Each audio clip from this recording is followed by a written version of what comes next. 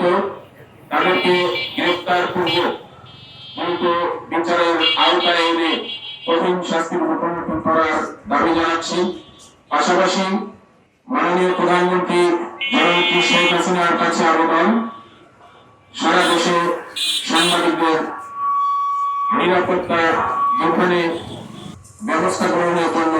আমরা বাংলা সাংবাদিক সমাজের পক্ষ থেকে দাবি জানাচ্ছি। উপস্থিত সকল সাংবাদিক যেসব সাংবাদিকরা আহত হয়েছেন তাদের উপরে যারা হামলা করেছে আমরা তাদের দৃষ্টান্তমূলক শাস্তি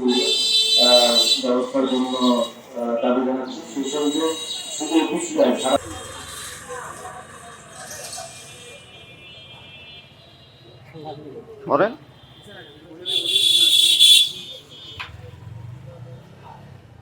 পিছনে পিছনে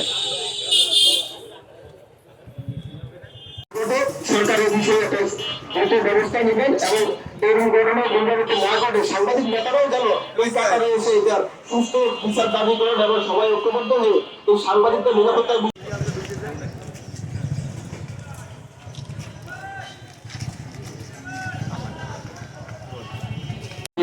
জননেত্রী শেখ হাসিনার কাছে আবেদন, সারা দেশে সাংবাদিকদের